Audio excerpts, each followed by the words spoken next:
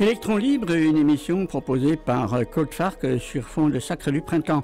Électron libre, comme c'est des particules qui tournent autour de son noyau, mais qui parfois s'en échappent pour vivre sa vie, hors des clous, en toute liberté. Libre d'abord des sujets concernant l'activité humaine, qui est la vie sur Terre. On a parlé d'anthropocène, comme on a parlé de l'ère des dinosaures. Je me suis entouré depuis quelques années d'une bande de personnes au fait de ces choses. Il y a d'abord Jean-Yves Cretin. Jean-Yves, bonjour. Bonjour. Alors, vous étiez enseignant-chercheur en écologie, entomologie. Jean-Paul Grosbois, bonjour. Bonjour. Alors, forestier, j'en dis pas plus, chez Argalio, qui a été à la Citadelle, au Conservatoire des espèces. Bonjour. Bonjour. Et puis, Paul-Marie Guinchard, qui autrefois était à l'ADEME, maintenant c'est l'Agence de la transition écologique. Paul-Marie, je vous laisse la parole parce que vous nous avez proposé aujourd'hui un sujet en deux temps, l'hyperconsommation. Effectivement, Électron libre, en tant que tel, a une grande liberté, parce que là, j'ai l'impression qu'on sort un petit peu des sentiers battus. D'un seul coup, on va essayer d'avoir une approche extrêmement générale par rapport à la problématique du climat, du changement et dérèglement climatique, et puis de la problématique environnementale dans son ensemble. Effectivement, j'ai souhaité qu'on essaye de réfléchir et débattre ensemble sur la problématique de ce qu'on appelle aujourd'hui l'hyperconsommation. Donc c'est un sujet qui, à mon sens, est certainement un des facteurs clés de la problématique environnementale en général, dans la mesure où, effectivement, quand on consomme quelque chose, le quelque chose en question, il a été produit, il a été fabriqué, il a consommé des matières premières, il a été transporté, etc. Et effectivement, on achète le produit, enfin le consommateur, comme on parle des fois des électeurs, on parle aussi du consommateur, dans les faits, il achète, il consomme, et est-ce qu'il a toujours besoin, effectivement, de l'objet ou de la chose qu'il consomme en tant que tel, quoi. Alors, dans les faits, moi je réduis, si vous voulez, un petit peu la problématique en disant que, tout simplement, l'agriculture, par rapport à la nourriture, j'entends, l'agriculture produit ce qui est nécessaire pour nourrir les populations humaines, c'est sa finalité première, on connaît assez bien l'histoire de l'agriculture. Bon, après, les choses se sont développées et on s'est rendu compte que l'industrie, on parle même d'agro-industrie dans certains cas, quant à elle, transforme les biens en produits, en objets de consommation plus ou moins courantes. Il y a des choses qu'on consomme systématiquement tous les jours, puis d'autres, c'est une fois ou deux fois seulement dans sa vie. Et puis, ces produits en question, il faut les transporter, il faut les mettre à disposition, et de plus en plus, on se rend compte qu'il y a des produits qu'on consomme qui viennent de l'autre bout du monde. On pourrait prendre l'exemple de la fameuse société chinoise dont la première lettre commence par un S, qui inonde le monde de produits divers et variés, notamment des vêtements, avec des résultats catastrophiques d'un point de vue environnemental, mais aussi probablement d'un point de vue sociologique. Mais ça, c'est peut-être l'avenir qui le dira. Parce que c'est surtout sur la mer en Afrique. Tous ces produits chinois, etc., ça passe par l'Europe et puis ça finit. Voilà, c'est ça. C'est-à-dire que, dans les faits, la paire de chaussettes en question, elle est mise une fois, puis parce que c'est généralement des produits de très, très mauvaise qualité, un usage extrêmement réduit, puis ça devient un déchet très rapidement, avec toute la problématique des déchets. D'ailleurs, c'est un sujet sur lequel il faut des contrôles. On en viendra. Les flux de matière et des déchets, c'est un sujet aussi relativement conséquent.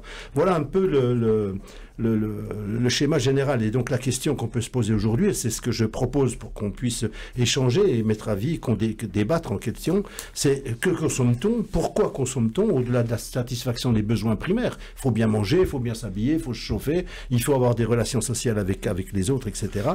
Est-ce qu'on a conscience effectivement des effets collectifs qui conduisent à ce qu'on appelle la surconsommation, ou plutôt l'hyperconsommation? C'est un mot qu'on commence à entendre de plus en plus souvent, et en plus ce mot d'hyperconsommation, on le lie souvent à la notion de progrès. Alors c'est un autre débat, mais je sais que moi, pour ma part, je l'ai déjà abordé dans les chroniques, je crois que c'est l'an passé. Qu'est-ce qu'on entend par progrès? C'est aussi un autre sujet. Voilà un peu sur le schéma général. Et lors d'une émission précédente, avec un des ingénieurs de l'ADEME de Bourgogne-Franche-Comté, on avait abordé une des publications qui avait été faite par l'ADEME sur les 4 schémas pour l'horizon 2050. Et je les rappelle simplement au niveau des titres. Le schéma numéro 1, c'est celui qui nous conduirait vers une génération dite frugale. Le schéma numéro 2, c'est le développement de coopération territoriale les plus raisonnables et les plus raisonnées possibles. Le schéma numéro 3, c'est le développement des technologies vertes, c'est-à-dire c'est faire confiance à la science et à la technique pour se sauver du guêpier dans lequel qu'on est. Et puis le numéro 4, alors là c'est celui de la peau de sauce sur les yeux, je le dirais comme ça, c'est ce qu'on appellerait un pari réparateur. De toute façon, vous inquiétez pas, on va s'en sortir, on saura tout réparer, les bêtises qu'on fait actuellement et les dégâts qu'on fait. Voilà les 4 schémas. Il est évident que c'est plutôt peut-être une combinaison du schéma numéro 1, du numéro 2 et du numéro 3 qui peuvent nous conduire vers effectivement une minimisation de la catastrophe écologique et climatique qui est devant nous. Voilà un peu le débat. Alors, sur ce, qu'est-ce qu'on en pense? On pourrait commencer par j'aurais simplement faire cette petite remarque. On disait en latin « in medio stat virtus », c'est-à-dire au milieu se tient la sagesse. On n'est pas bien. Ouais, tout à fait, oui. Gérard. Alors, c'est un large débat. Je ne vais pas répondre à la question tout de suite, mais je pense que nous sommes tous, à un moment donné, dans un environnement où on a tous envie de se faire plaisir aux autres et de se faire plaisir à soi. Et je crois qu'on est totalement décomplexé devant cette situation parce que autant dans un espace-temps, nous étions retenus par un certain nombre de comportements qui tenaient sans doute à le pouvoir du religieux, du spirituel, comme tu le disais tout à l'heure, hors émission, où acheter des choses inutiles ou un peu trop voyantes, un peu trop étincelantes, n'était pas une bonne image pour notre environnement. Dans un village, moi, en tant que rural profond, j'imaginais pas acheter n'importe quoi parce que j'entendais souvent dire ma grand-mère ou mon grand-père, oh là là, que vont dire les voisins, que vont dire les autres si vous achetez telle chose, parce que est-ce bien utile? On y reviendra. Et je crois qu'aujourd'hui, on est dans un monde totalement décomplexé et on nous dit souvent, il n'y a pas de mal à se faire plaisir, quoi. Pourquoi s'arrêter là? Autant il y a ceux qui s'achètent une belle voiture parce qu'ils en ont envie, donc ils se fichent totalement du qu'en dira-t-on du village. Il y a ceux qui partiront en voyage à l'autre bout du monde. Pourquoi pas? Il y a ceux qui s'achèteront alors des bijoux, j'en sais rien, mais en tous les cas des choses qui ne sont superflues. Et je crois qu'aujourd'hui on est dans un monde aussi d'addiction. Un monde d'addiction. Alors je parle pour ceux qui sont hors normes, parce que tout le monde n'est pas dans l'addiction pour autant, mais on est facilement dans un monde d'addiction où notre cerveau produit rapidement de la dopamine. Parce que ça, c'est l'hormone de la récompense. On se fait plaisir. Alors, on peut faire plaisir en faisant un cadeau, on peut se faire plaisir en se faisant soi-même son cadeau, ce qui arrive assez régulièrement d'ailleurs, mais on se fait plaisir sans pour autant mesurer l'intérêt de ce qui va être acheté. Donc, cette surconsommation vraisemblable, à des niveaux très différents les uns des autres, sont souvent le fruit d'une physiologie qui se met en route ou l'hormone du plaisir. Alors l'addiction, c'est quoi? Il n'y a pas que la drogue.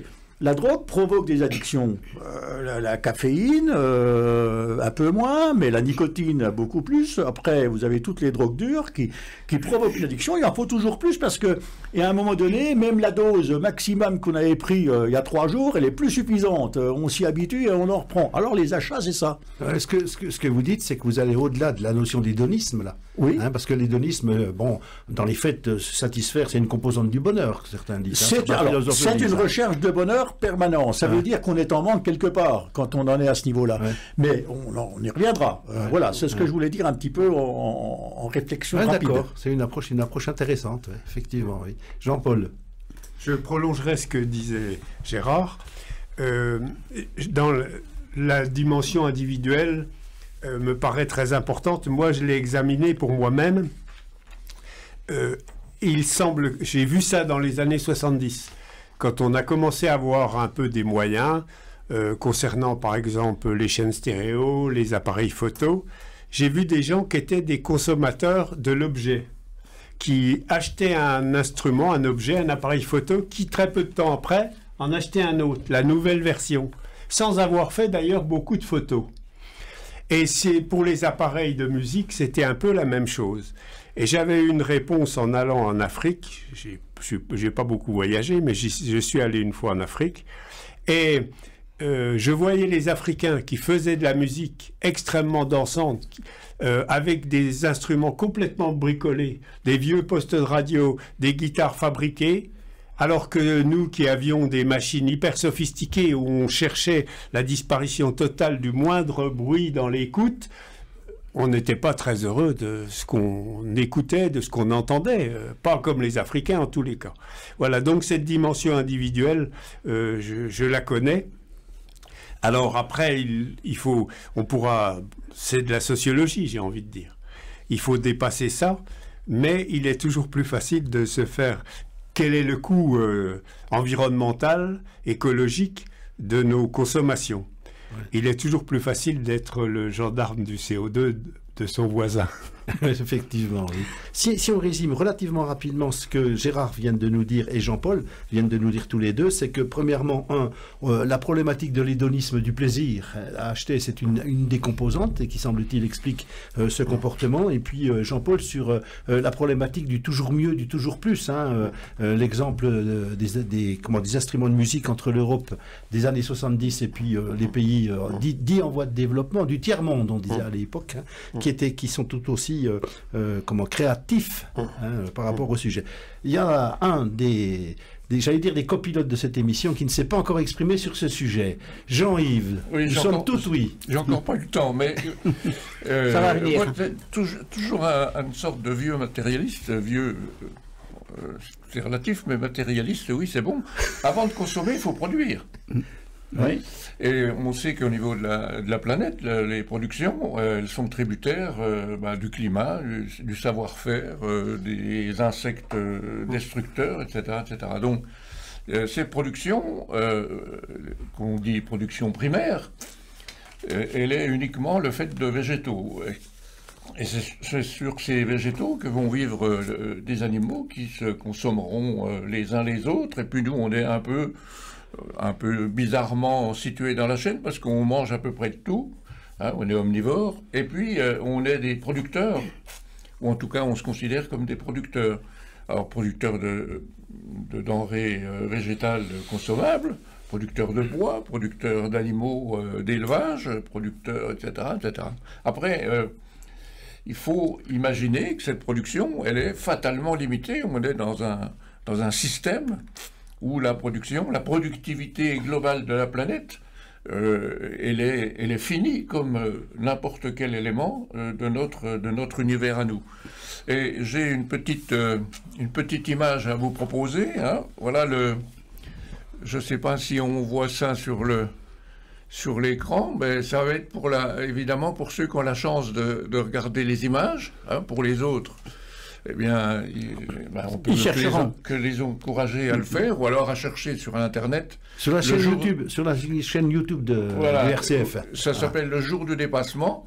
On voit que continuellement, tous les ans, eh ben, on est à la bourre. C'est-à-dire qu'avant le 31 décembre, et de plus en plus tôt, on a consommé ce que la planète était capable de nous fournir. Tout le reste, si j'ose dire, tout le reste, c'est de la triche. Tout le reste, c'est de la triche. Ouais, alors, c'est de la consommation sur ce qu'on n'a pas encore. Voilà, vous avez peut-être vu qu'on en est en 2004, je crois que 2004, c'était le 1er août. Le 1er août au niveau de la planète. On avait consommé tout. Au 1er août, on avait mangé tous les intérêts. Voilà. On avait mangé tout à partir de là, on commençait à manger le capital. Voilà. Et donc, c'est un peu comme si un agriculteur ou un éleveur avait 50 vaches et puis que tous les ans, il en mange 10. Eh ben, au bout de 5 ans, il faut qu'il change de métier. Donc, en 2024, pour la planète, c'était le 1er août. Mais pour la France... 2004. Oui. Pour la France, c'était le 7 mai. Le 7 mai, en France, alors qu'on est considéré comme une région à production agricole, etc., intéressante. Le 7 mai, on a mangé tout ce qu'on est capable de produire. Et puis les calculs sont faits. Alors les calculs, ils se basent sur quoi?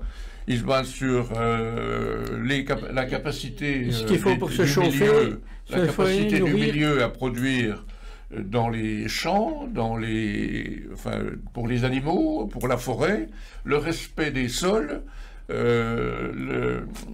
tout ce qu'on peut imaginer. Alors évidemment, ce sont les calculs d'apothicaire, on peut dire ça comme ça. C'est complexe. Mais comme ils sont faits tous les ans de la même manière, quand on a une courbe sous les yeux et qu'on voit qu'elle est régulièrement descendante, hein, on perd environ 3 ans par année.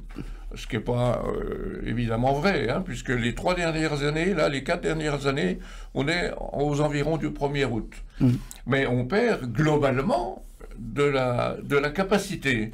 Et en 2025, pour la France, on considère que le 19 avril, c'est-à-dire on a tout mangé c'est-à-dire dans un mois, dans 2 mois et demi, on aura tout mangé.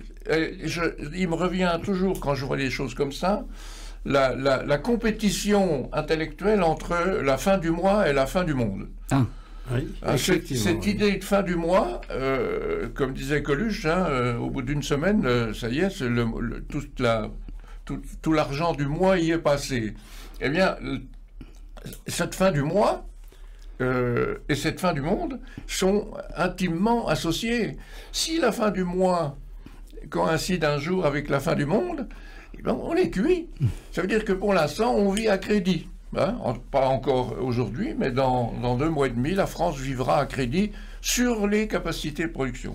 Donc il ne faut pas perdre de vue cette chose redoutable, c'est que si on continue sur notre lancée, et on sait que les choses ne vont pas s'améliorer vis-à-vis des conditions climatiques, hein, qui sont, on le sait encore mieux, hein, quelqu'un parlait de ruissellement tout à l'heure, un mot à ne pas utiliser dans l'ouest de la France en ce moment, sinon vous risquez de vous faire défenestrer. Eh bien, ces capacités de la planète, quand on aura fini de les épuiser, eh bien, on sera condamné. Alors un certain nombre s'en sortiront mieux que les autres parce qu'ils auront l'argent, le pouvoir et les armes. C'est peut-être les armes en premier. Mais hein. c'est une sorte d'idéal vers lequel je n'imagine pas qu'on puisse tendre. Oui. Moi j'insiste sur le fait que c'est peut-être les armes en premier, parce que quand on voit les conflits qu'il y a sur la planète actuellement, au-delà des discours à caractère politique, on s'aperçoit que c'est quand même des guerres qui sont liées à l'accès à l'eau, qui sont liées à l'accès à des biens de consommation de base, au sous-sol, etc. et tout. Hein. Donc ce sont les armes qui sont, semble-t-il, aussi le pire par rapport à ça. Effectivement, ça fait un peu peur, hein, tout ça. Oui, et puis on ne se rattrapera pas avec les beefsteaks au pétrole, hein, parce que je ne sais pas quel goût ça peut avoir. Hein, attention, cher monsieur, mais c'est qu'on n'a pas le droit d'utiliser le terme de steak pour autre chose que des produits liés à la viande. Oui. On n'a pas le droit. C'est comme pour le lait. Il y a une seule tolérance, c'est le lait de coco, parce que c'est historique. Mais les laits de soja, etc., non, c'est théoriquement interdit d'utiliser le terme. C'est une parenthèse. Non, mais elle n'est pas si parenthèse que ça, parce que je pense que dans le discours collectif qu'on entend aujourd'hui, il y a des petites choses de ce type qui nous engagent dans des débats qui font qu'on oublie l'essentiel, quoi. Oui. Je pense qu'il y a aussi ce sentiment-là. Je ne sais pas ce que Gérard en pense, mais... Oui, j'en pense la même chose que toi, pour l'instant. On va faire du Coluche, mais encore. Oui. Mais encore.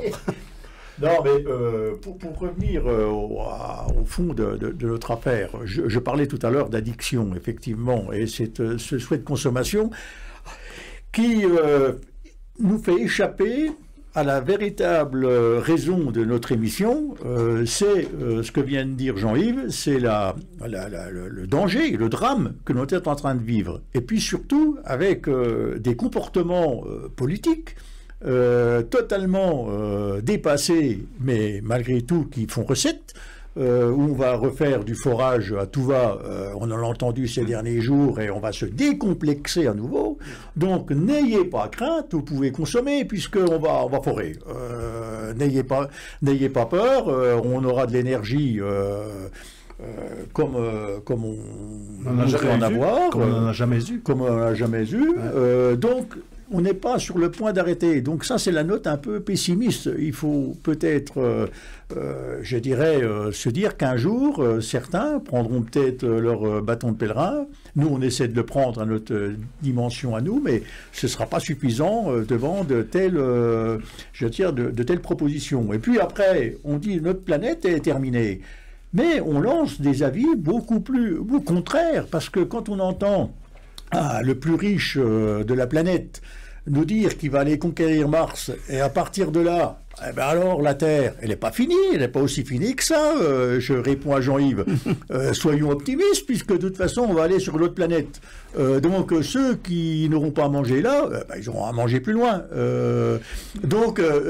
Bon, ceci dit, il n'y a pas grand-chose sur Mars. Mais, les promesses n'engagent que ceux qui les croient. Mais en tous les cas, on a toujours un certain nombre de cerveaux fragiles qui imaginent que rien n'est fini, on peut continuer, il n'y a pas de souci.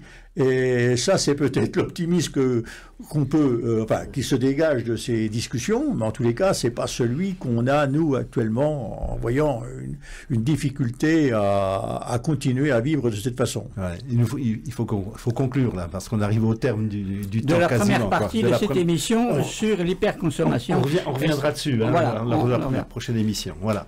Merci messieurs, on se retrouve la semaine prochaine. Je sais que Jean-Yves a visiblement encore des choses à dire, mais il les garde pour la prochaine fois. À la semaine prochaine.